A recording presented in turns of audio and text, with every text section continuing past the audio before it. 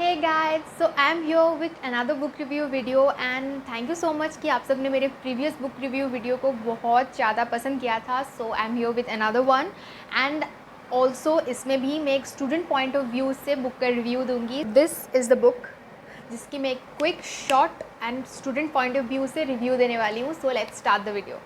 So the name of the book is Textbook of Homeopathic Therapeutics in Ophthalmology. The name of the author is Dr. Rohit Deshpande sir and the publication is Deshpande publication and this book has 284 pages. So now about the main theme of this book. So let's come to the name, that is Textbook of Homeopathic Therapeutics in Ophthalmology. So textbook means ये student के perspective से मतलब students के लिए बहुत ज़्यादा helpful होने वाला है.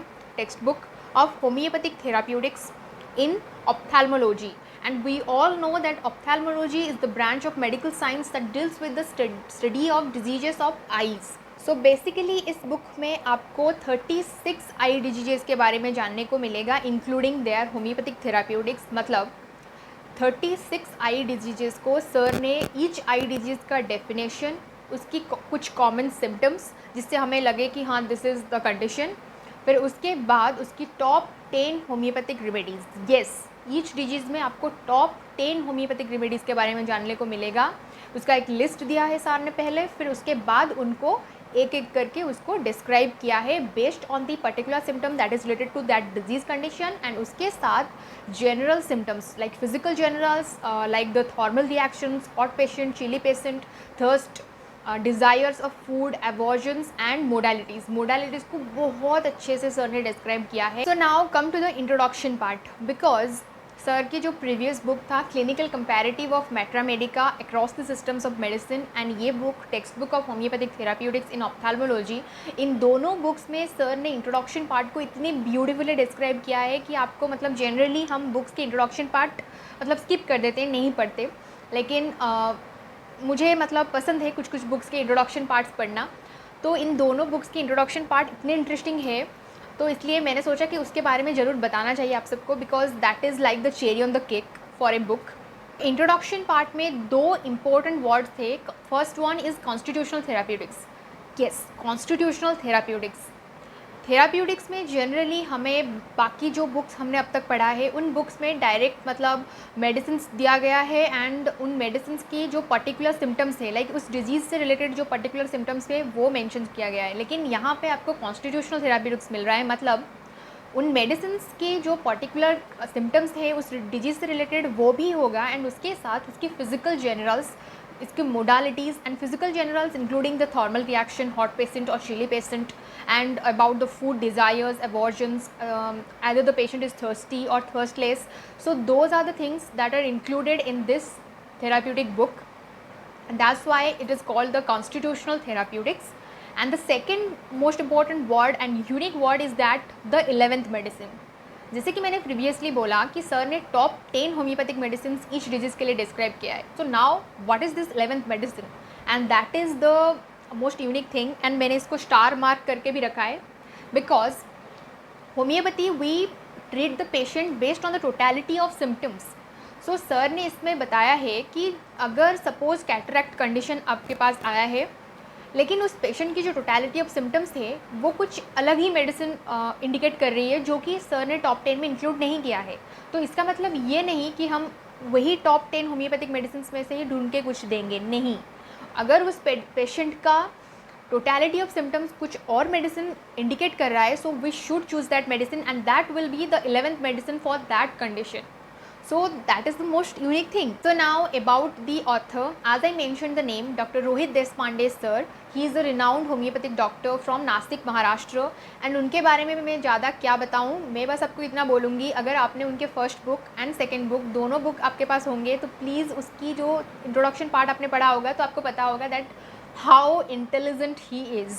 सो इसलिए मैं ज़्यादा कुछ मतलब इंट्रोडक्शन देना नहीं चाहती, आप सबको पता है. So now I will give a example जिससे आपको आइडिया हो जाए कि आपको इस बुक में जो 36 डिजीजेस है वो किस वे में मिलने वाली है, यूनिक कैसे है. So let me give you an example. So यहाँ पे मैंने एक डिजीज़ कंडीशन चूज़ किया है that is cataract. We all know about the cataract. So यहाँ पे आपको कैटरैक्ट की डेफिनेशन मिल रहा है, that is what is cataract. Cataract refers to the formation of a dense, cloudy area in the lens of the eye. It develops slowly and eventually interferes with vision. Cataracts are common in older people.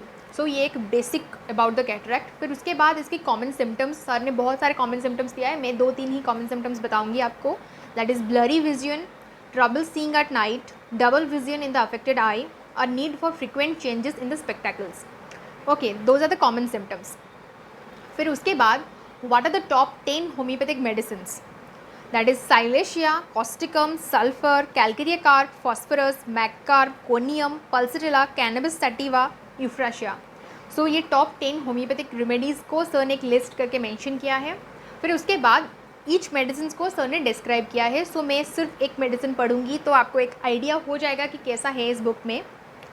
I will read about one medicine, that is Silesia, that cataract of right eye, cataract in office workers, elements from suppressed food sweat, letters appeared blurred, trouble seeing at night, formally chilly, thirsty, food desires for indigestible things, aversion to meat, food disagrees, cold food and wine.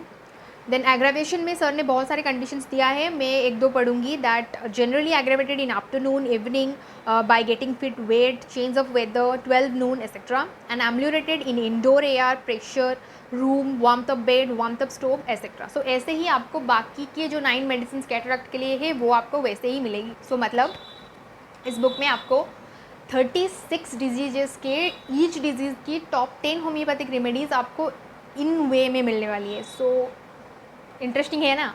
So now about the uses and scope of this book. Like just look at this book. It's white in colour, hard cover है, आई symbol है, title लिखा गया है, ophthalmology लिखा गया है, फिर उसके बाद author name, and also it has thick pages, glossy pages and letters इसमें बहुत सुंदर तरीके से लिखा गया है. So this is one of those books जिसको हमें पढ़ने का बहुत मन करेगा, एंड हमारे सेल्फ में ये बुक हो, ये हमें मतलब पसंद होगा, इस टाइप की ये बुक है. सो लुक में 10 on 10 है ये बुक. फिर उसके बाद जो सेकंड अट्रैक्टिव थिंग मुझे लगा कि ये बुक को सर ने स्पेशली डेडिकेट किया है to all the students of homoeopathy. So इसी से ही समझ आओ कि ये बुक एज ए स्टूडेंट कितना हेल्पफुल होने वाला है, because in 3rd BHMS and in 4th BHMS we have the questions from ophthalmology, and in syllabus में हमारे ऑप्थेल्मोलॉजी है, उनकी जो वाइवा में भी क्वेश्चंस आते हैं, थ्योरी में भी क्वेश्चंस आते हैं, होम्योपैथिक थेराप्यूटिक्स पे भी क्वेश्चंस आते हैं. सो इसके लिए एग्जाम्स पॉइंट ऑफ व्यू से बहुत ज़्यादा हेल्पफुल है.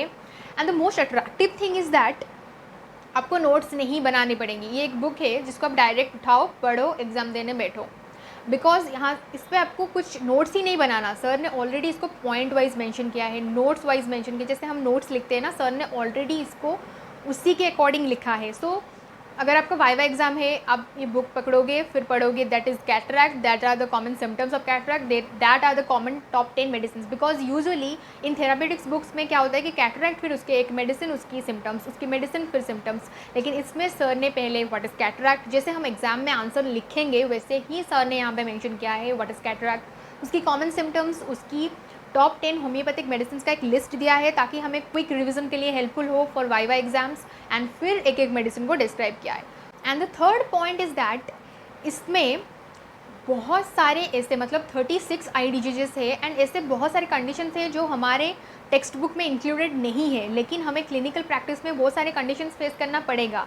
तो उसके लिए प्रिपेयर्ड रहने के लिए, क्लिनिकल प्रैक्टिस में हेल्प करने के लिए बहुत सारे यूनिक आई कंडीशंस भी मेंशन है, उनके भी वही डिस्क्रिप्शन है, कॉमन सिम्टम्स है, मेडिसिन है. So it will be very much helpful for us in our clinical practice as well. So now about the limitations. So limitations 2 points हैं, लेकिन सर ने ऑलरेडी उन दोनों पॉइंट्स का इंट्रोडक्शन पार्ट में मतलब बताया है कि क्यों ये नहीं है इस बुक में.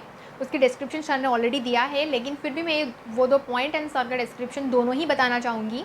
The first point is that इस बुक में सर ने जैसे कॉन्स्टिट्यूशनल थेरापेटिक्स बोला है, and constitutional means the most important part is mental generals as well as physical generals. इसमें आपको फिजिकल जनरल्स मिलेगा, लेकिन मेंटल जनरल्स मेंशन नहीं है.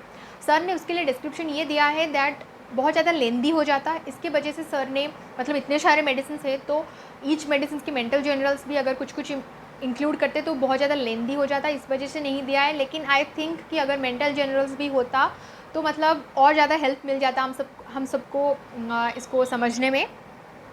So that is the first thing. And the second thing is that इसमें भी dose and potence included नहीं है, लेकिन इसके लिए भी सर ने डिस्क्रिप्शन दिया है दैट मतलब ये जेन्युइन है, because in homeopathy we believe that we give the dose and potency and the repetition of doses according to the susceptibility of our patient. So sir ने dose and potency फिजिशियन के ऊपर ही छोड़ा है कि आपको आपके patient की जो कंडीशन है, करंट सिचुएशन है, प्रेजेंट कंप्लेंट्स है, उसके अकॉर्डिंग आपको डोज एंड पोटेंसी सेलेक्ट करना है, रिपीटेशन क्या करना है वो आपको सिलेक्ट करना है। सो इसके वजह से इस बुक में डोज एंड पोटेंसी भी सर ने इंक्लूड नहीं किया है। So those are the two limitations जो मुझे लगा। सो सर ने इसके लिए ऑलरेडी डिस्क्रिप्शन दिया है इंट्रोडक्शन पार्ट में। So it's like thank you so much कि सर आपने मेंशन किया है, it's very much helpful for us. तो now about the most interesting part of the video जो आप सब भी वेट करते हो कि व्हाट इज़ माय ओपिनियन, मैं आप लोग को क्या सजेस्ट करूँगी कि आप ये बुक को लेना चाहिए कि नहीं। तो मैंने रिव्यू तो दे दिया, लेकिन मेरे ओपिनियन से as a student, as a medical student हमें बहुत सारे बुक्स पढ़ने होते हैं, लेकिन ये बुक उस अकॉर्डिंग देखेंगे तो हाँ हमें लेना चाहिए, बिकॉज ये भी हमारे मेडिकल फील्ड से रिलेटेड है। लेकिन the most important thing is that third BHMS and fourth BHMS दोनों में ऑफ्थेल्मोलॉजी ऑलरेडी है, एग्जाम्स में हमारे सिलेबस में है, एग्जाम्स में क्वेश्चंस आने वाली है, एंड हमें नोट्स बनाना ही नहीं पड़ेगा। इस बुक में ऑलरेडी नोट्स के तरीके से ही सारा कुछ मेंशन है, हमें जस्ट बुक उठाना है, पढ़ना है, वाइवा के लिए हो, थ्योरी के लिए हो, क्लिनिकल प्रैक्टिस के लिए हो। So we should have this book with us, because ये हमें थर्ड BHMS से लाइफ लॉन्ग हेल्प करने वाला है। So I will suggest that you should have this book, and इस बुक की लिंक भी मैं दे दूँगी इंस्टा स्टोरी में, तो अमेज़ॉन पे अवेलेबल है। So go and grab your copies. So now last but not the list, thank you so much doctor Rohit Deshpande sir कि आपने मुझे अपना सेकेंड बुक भी भेजा, and again thank you so much कि आपने इसमें भी ऑटोग्राफ दे के भेजा है। एंड इस पर सर ने ऑडे सापरे नहीं अल्टर ऑडे लिखा है, मतलब they are to be different. And आपकी ऑटोग्राफ्स मेरे लिए ब्लेसिंग्स जैसे है। एंड ये बुक आई नो कि मुझे मेरे जो आई थिंक कि अगर थर्ड BHMS में भी मेरे पास होते तो ये मुझे बहुत ज़्यादा हेल्प करने वाले थे, लेकिन कोई बात नहीं, जुलाई में फाइनल ईयर एग्ज़ाम होने वाले थे, कोरोना की वजह से पोस्टपोन हो गए, तो दिसंबर में होने वाले हैं, तो उसमें ये बुक मुझे बहुत हेल्प करने वाला है। एंड उसके बाद क्लिनिकल प्रैक्टिस में तो बहुत ज़्यादा हेल्पफुल होने वाला है। So thank you so much sir, and that's it for this video. I hope that this video is helpful for you all, because आप सब बोल रहे थे कि मेरे बुक रिव्यू वीडियो आप लोग को बहुत पसंद आया। सो आई थिंक कि ये भी पसंद आया होगा। मुझे कमेंट सेक्शन में बताना कि आप सबको मतलब और ज़्यादा बुक रिव्यू वीडियोस देखना है कि नहीं, एंड प्लीज़ कमेंट सेक्शन में बताना। सो मिलते हैं नेक्स्ट वीडियो में, बाय।